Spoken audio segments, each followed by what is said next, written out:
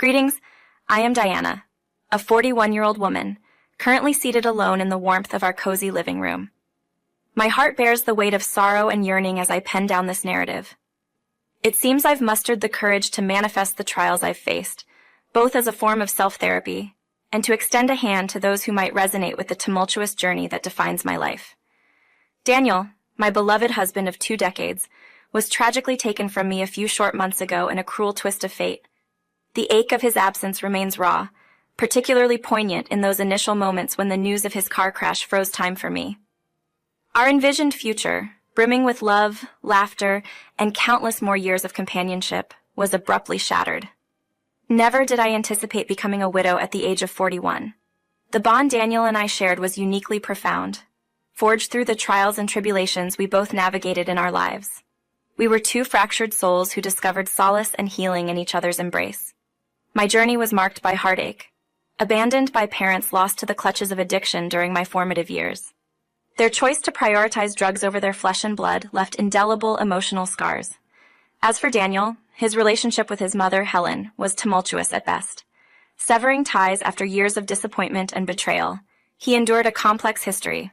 Helen, like a cunning serpent, would repeatedly slither back into his life, feigning innocence and seeking forgiveness. Each time Daniel relented, hoping for a genuine change. However, she consistently betrayed his trust, exploiting him to fund her destructive drug habits before disappearing. Daniel and I found solace in one another, constructing a sanctuary of love and trust that shielded us from the lingering scars of our tumultuous pasts. We provided each other with unwavering support, becoming each other's refuge in a world that had been stingy with mercy. Our love not only endured but thrived, weaving dreams of a future that defied the pain and sorrow we had weathered. Things were going well with 3 years passing since we last heard from Daniel's mother. It seemed he was finally accepting that his mother would never change. Our success as a couple was evident in the unique brand of love and care we cultivated, a balm for the deep emotional scars we bore. However, the abrupt departure of Daniel from this world left me submerged in a sea of sorrow and unanswered questions. Life seemed merciless, snatching away the one person who truly understood my pain and embraced my imperfections. I wrestled with the harsh reality, tempted to retreat into my bedroom and avoid facing the world. Time, much like death, showed no mercy and compelled us to commence the funeral proceedings.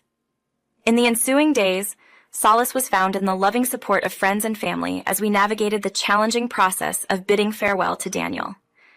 As the days passed, the funeral became a testament to Daniel's beautiful life, marked by dignity and celebration.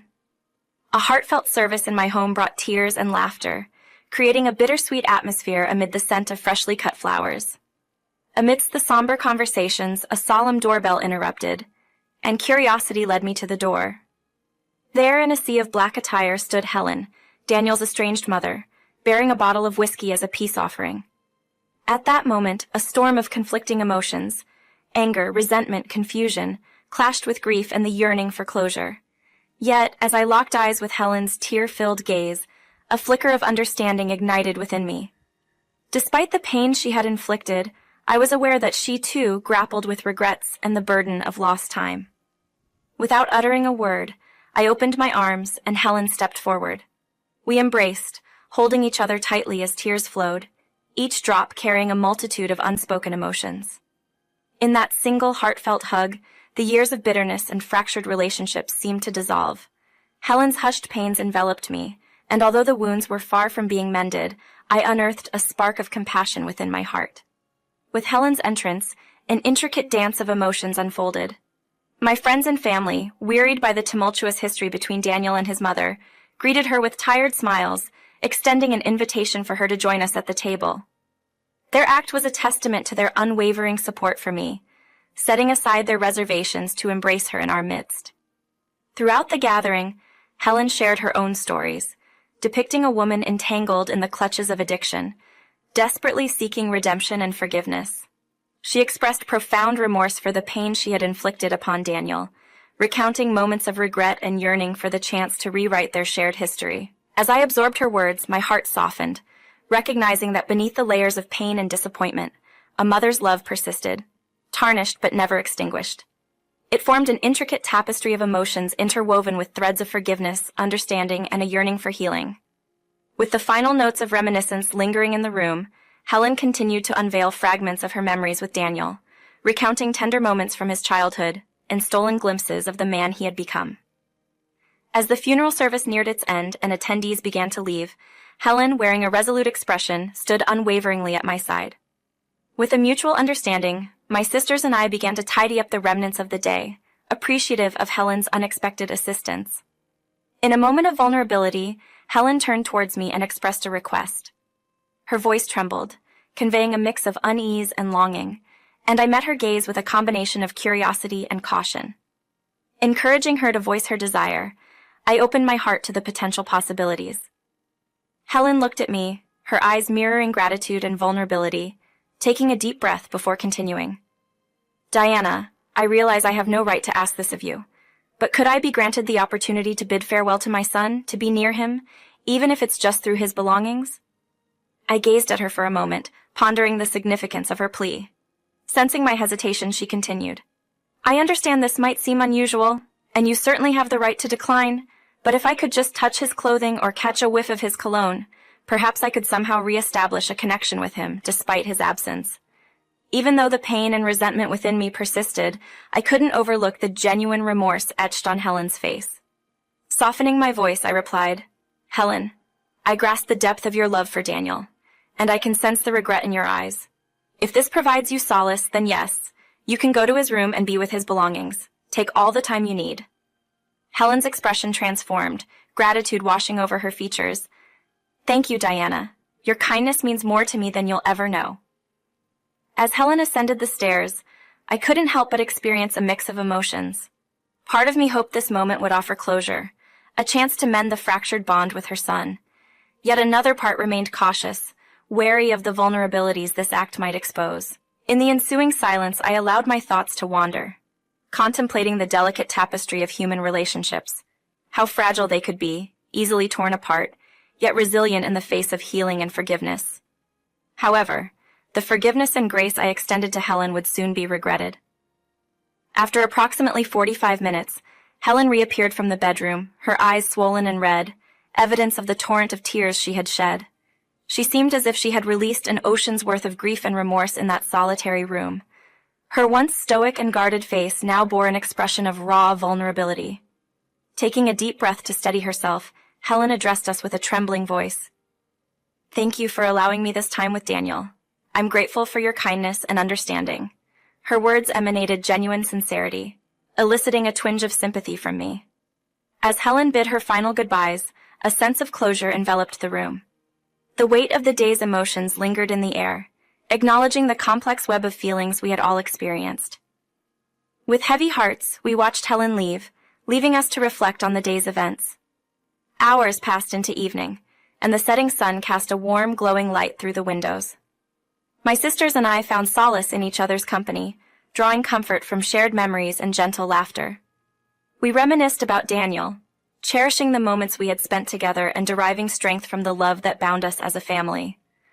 As the day progressed, exhaustion settled in, and one by one, my sisters retreated to their respective homes, seeking solace in restful slumber after a long and tiring day. For the first time that day, I found myself alone in the quiet sanctuary of my room. Amidst my grief, I recalled Helen's earlier request for a private moment with Daniel's belongings. Now, with the room enveloped in silence, a tent of curiosity surrounded me. The longing to connect with Daniel, even in his absence, tugged at my heartstrings, prompting me to explore his world and immerse myself in the tangible remnants of his life. Gently, I began to examine his collection of cherished items, each telling a story about the man he was. I held his favorite watch, its rhythmic ticking a gentle reminder of the time we had shared. I traced the contours of his well-worn books, imagining the stories they had whispered to him, turning my attention to the dresser that held the salvaged belongings from the car wreck, his phone, work bag, watch, and wallet. I noticed the wallet was missing. Panic gripped my heart, and desperation clawed at my soul. Frantically, I tore through the room, searching for the elusive wallet. Every drawer was pulled open, every corner examined, but it was as if the wallet had vanished into thin air. The realization struck me with a force that stole my breath away. The wallet retrieved from the wreckage of the car crash was now nowhere to be found. In that moment of distress, I knew I had to reach out to someone who could help me navigate this unsettling mystery. With trembling hands, I dialed Ryan, a dear friend who had been present during the funeral, and played a crucial role in retrieving Daniel's salvage belongings. Ryan, a trusted member of the police department, possessed both the skills and dedication needed to unravel the truth. As the phone rang, my heart raced and tears streamed down my face. Ryan's calm and reassuring voice greeted me on the other end, ready to assist in unraveling the mystery that now loomed over Daniel's missing wallet. I conveyed my distress, detailing the circumstances and the pressing nature of the situation. With a heavy sigh, Ryan confirmed that he had returned Daniel's wallet along with other belongings. A mix of relief and confusion enveloped me. If Ryan had returned the wallet, where could it have disappeared? The realization struck me like lightning, illuminating the dark corners of my mind. It could only have been Helen, my twisted and estranged mother-in-law, seizing the opportunity to snatch the wallet while I was consumed by grief, oblivious to her motives. Taking a deep breath, I shared my suspicions with Ryan, my voice trembling with a blend of anger, sadness, and disbelief. Understanding the gravity of the situation, Ryan assured me that we would get to the bottom of it. As a close friend of Daniel, he pledged, "If Helen had anything to do with this, we'll uncover the truth and ensure she faces consequences." In that comforting moment, Ryan's words enveloped me like a warm embrace, sparking a flicker of hope within my heart. Despite the heavy weight of grief lingering on my shoulders in the ensuing days, another shocking revelation emerged. A steady stream of bank statements notified both me and Daniel's phones, revealing a growing storm within his accounts. Starting with small amounts, the charges quickly escalated into a torrential downpour of deductions, exceeding $5,000. Fear and concern gripped my heart as I witnessed the steady drain on Daniel's hard-earned savings, a violation that cut me to the core. With a heavy heart, I turned to Ryan once again for guidance and solace in the face of this new ordeal. Ryan's voice resonated with a mix of empathy and determination as he advised swift action, urging me to deactivate Daniel's cards immediately to halt the unauthorized transactions. The practicality of his advice was undeniable, yet canceling credit and debit cards, terminating subscriptions, and severing financial ties served as stark reminders that Daniel was truly gone. As my anger intensified, propelled by Helen's bold actions, a defiant notion seized me. Why should I readily yield to her malicious game? How audacious of her to squander the wealth my late husband left behind with such reckless abandon. Determined not to allow her the satisfaction of further destabilizing our lives, a devious plan began to take shape in the recesses of my mind. I opted to let Helen continue using the cards, granting her a false sense of security. Little did she know that I held the upper hand, possessing the power to expose her deceit and reclaim what rightfully belonged to Daniel. Though not an easy choice, as it meant prolonging my confrontation with the harsh realities of his absence, I was resolute in my decision to unveil Helen's true nature. I aimed to shine a blinding light on her dark deeds, gathering evidence of her financial exploitation to present an irrefutable testimony of her treachery. Filled with renewed determination and an unwavering resolve, I embarked on the perilous journey ahead. Every move made by Helen was methodically recorded, ensnaring her within the intricacies of my plan until the opportune moment for confrontation presented itself. It evolved into a subtle dance of strategy, allowing her to bask in the illusion of control while I meticulously laid the groundwork for her imminent downfall. As the passage of time unfolded, an internal battle raged within me, swinging between moments of despair and unwavering determination. Holding on to cherished memories of Daniel, I drew strength from his love and the fervor burning deep within. The revelation of Helen's actions became a mission to honor his memory, protecting his legacy from the clutches of avarice and deceit. However, exposing her misdeeds required a carefully orchestrated strike, one that would resonate and endure. The burden of Helen's deception intensified with each passing week, her audacity seemingly boundless. Every financial transaction, every spent dollar served as a poignant reminder of her unapologetic lack of remorse and empathy. My disdain for my estranged mother-in-law intensified day by day. How could she betray her own son's memory with such callousness? How could she exploit his legacy as her financial resource, indulging in her desires without a hint of remorse?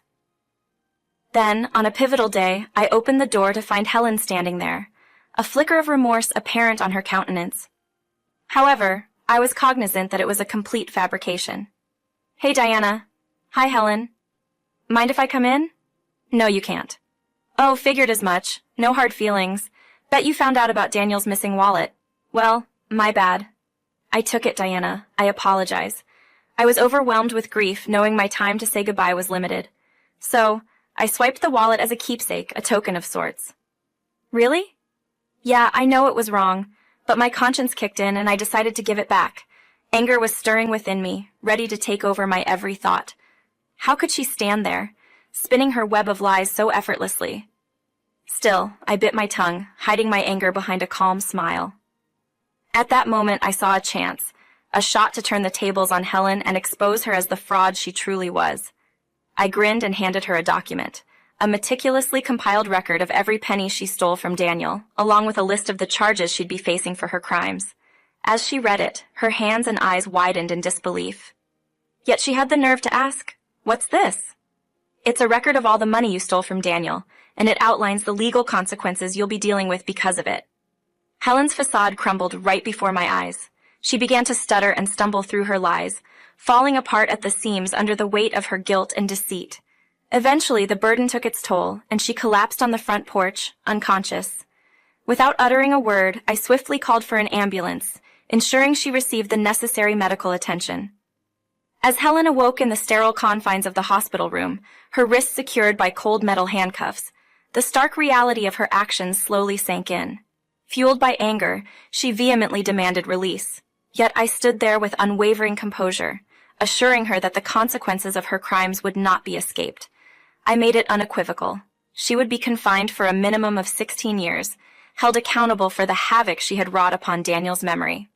Supported unwaveringly by Ryan, my reliable ally in law enforcement, we gathered ample evidence to guarantee that Helen confronted the full extent of legal consequences. Meticulously determining the duration of her incarceration, our goal was to impose a punishment proportional to the gravity of her reprehensible actions. Contemplating the tumultuous path that brought me to this point, I take comfort in the realization that justice has been served. Daniel's memory has been vindicated, laying bare the extent of Helen's betrayal. The wrongly appropriated funds have been reclaimed, and Helen will now confront the consequences of her fraudulent actions. With a feeling of satisfaction and closure, I eagerly look forward to a future free from the grip of Helen's deceit. Daniel's spirit can now find peace, knowing that his legacy is secure. Finally, I can discover the tranquility I have longed for. The chapter that began with heartbreak and betrayal comes to an end with justice prevailing, a poignant reminder that no deceptive act will escape consequences. Love and determination triumph.